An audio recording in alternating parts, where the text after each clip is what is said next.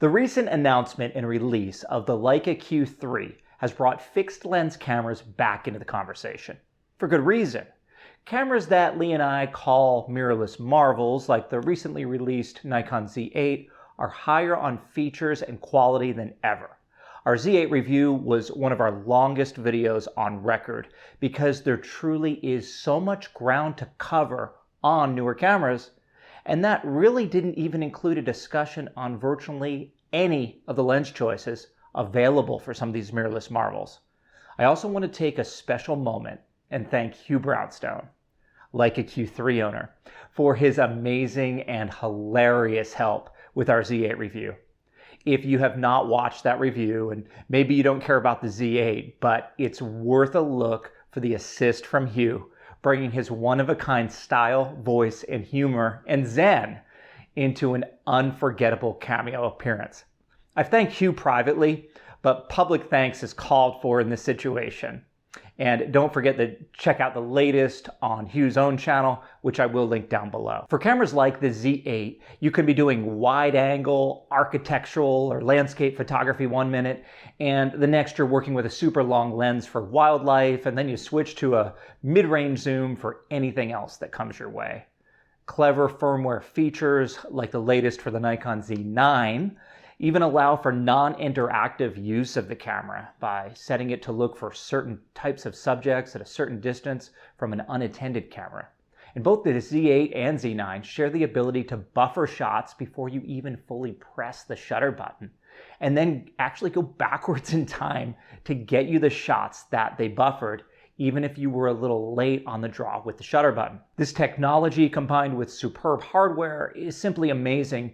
And Lee and I feel so privileged to be a small voice in this large, amazing market of photography equipment. However, despite the decently equipped collections of L-mount, Z-mount, and digital and film F-mount gear back here, sometimes we aspire to do something a little bit different, and I know that many of you do also. Enter cameras like the Fuji X100 series and the Leica Q series, with an honorable mention to the Ricoh GR3 series. Back here, we have a Fujifilm X100V, I think it's actually downstairs, and a Leica Q2. They are very different perspectives on what we often call a therapy camera. For us, this means the camera that seemingly limits your flexibility while actually freeing up your mind for creativity, simplicity, and mindful photography. In our view, the recently released Leica Q3 has taken the therapy camera concept further than any before it in terms of specifications. It's full frame, 60 megapixel stills, 10-bit 8K video recording to the SD card. These specifications rival most interchangeable lens cameras, and on top of that, the Q3's picked up features from mirrorless marvels, such as an articulating LCD screen, phase and contrast detection autofocus, face, eye, body, and animal detection, tracking modes, and many more. The Q3 has really gotten to the point where it has some more features than our Leica SL2 interchangeable lens mirrorless camera. The biggest deal with the Q3 and the Q and Q2 before it is the permanently affixed 28mm f1.7 macro-capable lens. And while there are digital zoom or cropping modes which make you feel like you have a small bag of primes with you, this is your one lens for the Q3 and the other Q cameras. There's no changing it. I will say that those cropping modes work great because of the resolution of the sensor. In most cases, for my photography at least, 60 megapixels is virtually overkill. So reducing that pixel count to compose more tightly in the camera, that's no big deal to me. I do like that the cropping is in steps, as though you do have multiple prime lenses with you, but they can be changed with the press of a button instead of having to physically change a lens. Another very tangible aspect of the Q series that we enjoy is the industrial design. Lee and I do agree that with adding the articulating screen and actual ports on the Q3 compared to the Q and the Q2, that some of that design has been very, very slightly compromised. Compromised is a strong term, and for the moment, Leica is selling the more sleek Q2 alongside the Q3, so you get your choice. We are being extremely picky with our comments on compromising the design, and Leica's designs, whether it's the Q2 or the Q3 or the M series or the SL series, are head and shoulders above the design of cameras from virtually any other manufacturer. In my mind, when I'm shooting with a Leica camera, I feel like I'm shooting art with another piece of art. Those feelings matter, and they help me to compose and think better about what I'm photographing. Is that a necessary part of the process to shoot art with art? Well, for many people, probably not. But for those like Lee and I, where photography is a lifestyle and part of our identity, it is part of our process to shoot with an art piece that has a legacy of design and extremely high standards associated with the design and performance. The advances from the Q2 to the Q3 leave us wondering if Fujifilm has an X100V upgrade somewhere in their development process.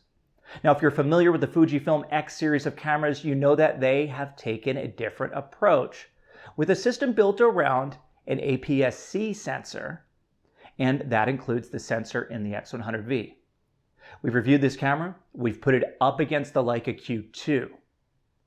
Sensing that there may be a replacement for the X100V at some point in the near future, we can't help but look at the Fujifilm X-T5 for some speculative guidance on what an X100V successor may hold. First, the X100V has a 26 megapixel sensor using Fujifilm's X-Trans 4 hardware and software package, while the X-T5 raises the game to 40 million pixels and their new X-Trans 5 configuration, shared between the X-T5, the XH2, and the XH2S.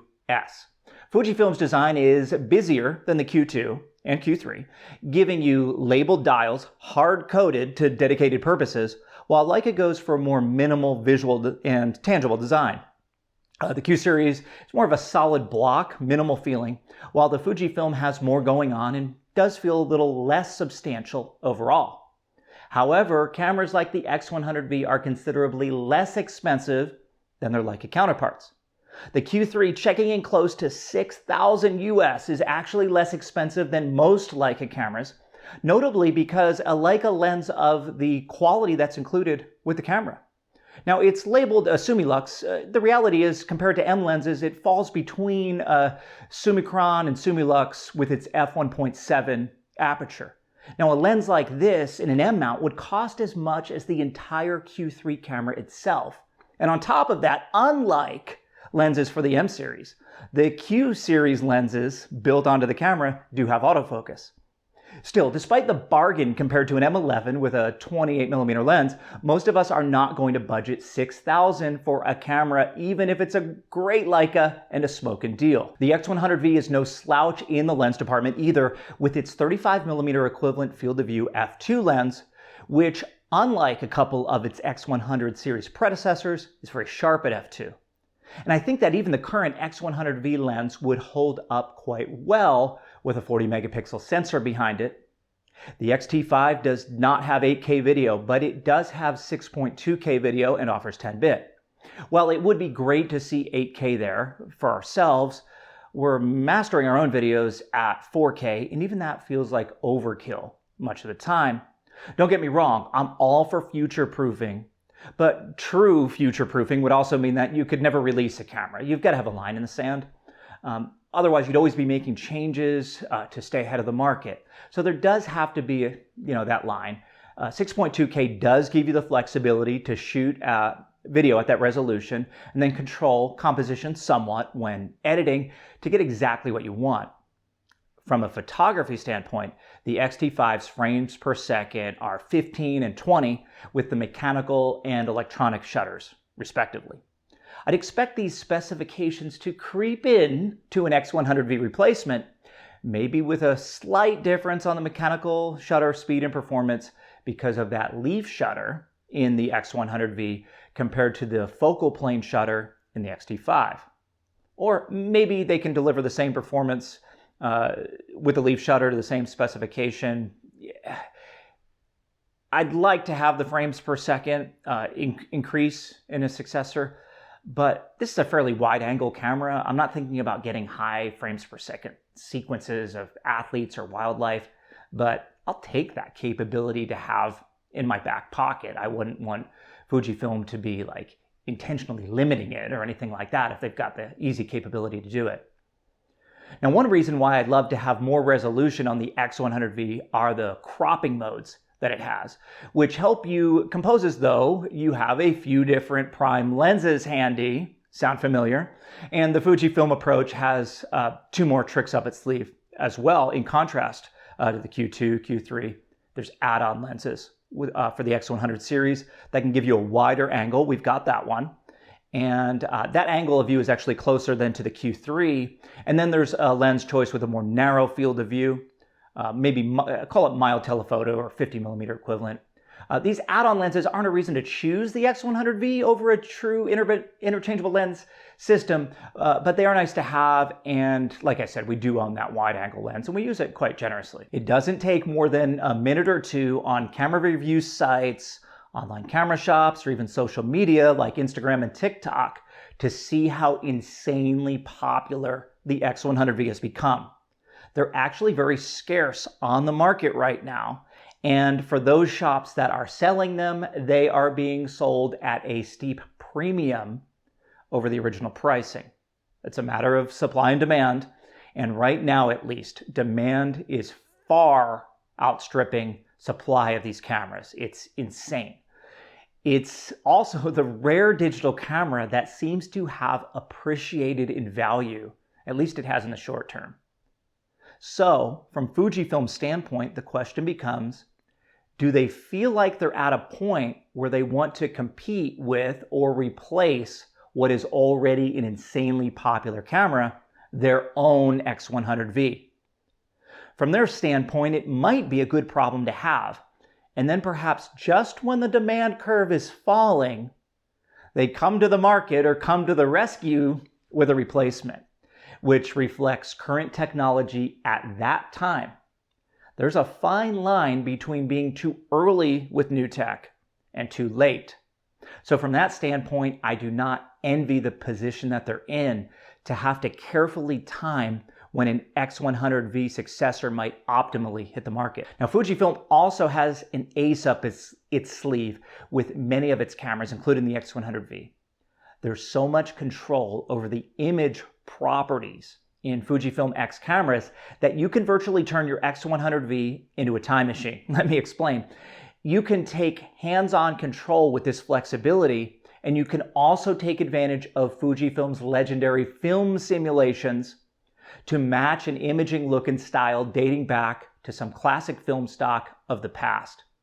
It doesn't end there, as true pioneers like Richie from Fuji X Weekly have taken this flexibility to an entirely new level, publishing film recipes from legendary and some not so legendary film stock that you can load into your camera and change its entire personality and use those from moment to moment, use those different personalities. I've loaded ours up recently with a warm, summery, nostalgic set of film recipes right from Richie's Fuji X Weekly website. I've set the camera for JPEG, and I'm shooting this way all summer long and probably well into the winter. Now, is this true therapy? I don't know, but it feels a lot like it. And each time out the door recently, I've been grabbing our X100V rather than leaving the house with no camera at all or some of the other choices that we have back there. Leica doesn't have this flexibility to morph the camera into different historical film stock. Really, no other manufacturer does. So for those looking for an experience that's different and involves invoking strong memories of time gone by, no one brings this capability like Fujifilm does. And no one has pushed those capabilities and shared the results and recipes as Richie has on his site. Where does that leave us in this speculative shootout between the very real Leica Q3 and the imaginary X100V replacement? Well, for our purposes at this moment, let's assume that an X100V replacement will be much like the X-T5. Both the Q3 and this X100V replacement offer fixed lens, a mindful shooting experience that many of us crave alongside our more technical interchangeable lens cameras. The Q3 has pushed things further in that it has virtually all of the features and then some of class-leading mirrorless interchangeable lens cameras albeit without the interchangeable lens. Rather, a fixed prime lens of the quality and sensor resolution to act like a small set of prime lenses. Dare I say that Lee and I could use the Q3 for the majority of our photography and video. I never would have expected to be able to say that, and our shooting style with the Leica SL2 is generally to use prime lenses or the 24-90 f2.8 to f4 zoom, and the Q3 covers wide to mid-range primes and the 24-90 focal length at f1.7, albeit with cropping to go beyond 28 millimeters. But with that 60 megapixel sensor to give you the flexibility to do that. But there's the price. Now for a Leica buyer, they know the price. They know the design and they know it's the camera they want. A camera that isn't a Leica doesn't necessarily excite them, and therefore it's not a good value for them if it's not a Leica. The camera you like is much better than the camera you don't. And if you're only going to like a Leica, then that's the right answer. But Leica has a Fujifilm problem. It's not the resolution. Our X-T5 based X100V replacement has 20 million fewer pixels. It's not the sensor. The Fujifilm has an APS-C sensor compared to Leica's full frame. It's not the build. The Leica feels more solid and my hands crave it. Under normal market conditions, the Fuji does have a much more approachable price with capability that for most people is already likely more than they would need from a technical standpoint. And then there's the Fuji commitment to giving you film simulations which change the character of the images at the push of a button to suit your mood. And on top of that, you can deeply modify the settings on your own or following the guidance of people like Richie who've made that intense commitment to devising and publishing settings that take the flexibility of the camera much, much further. Fujifilm seems to add at least one or two more film simulations with every generation of their X-Trans system. So an X100V replacement might have a few more and maybe one or two exclusives. Okay, that was a lot of talking. What's our conclusion on this? And is there a clear winner? It really depends on you. If you're like a person or you want to immerse yourself in their system, design, and thinking, the Q3 is a way to do that. Its overall capabilities rival our SL2 in some respects and actually exceed it in others, even if you consider the interchangeable lens aspect and advantage of the SL2. Yes, the Q3 is that good. In short, to a Leica person, the Fujifilm may look nice, but it's not a Leica. And while Leica overall has an image quality that I can only describe as silky but sharp, Fujifilm brings the ability to take on entirely new styles and personalities of imaging only limited by your imagination, time spent tailoring the options and settings, and your willingness to push your creativity. It's almost as though they've given you the keys to the camera's software code and encourage you to mess around with it and develop your own favorite styles and then save them into the camera settings. Now again, it's not that you don't have picture control flexibility on other brands like Leica, but you don't have anything close with other brands to the out-of-the-box and custom tailoring that you can incorporate on X-series cameras.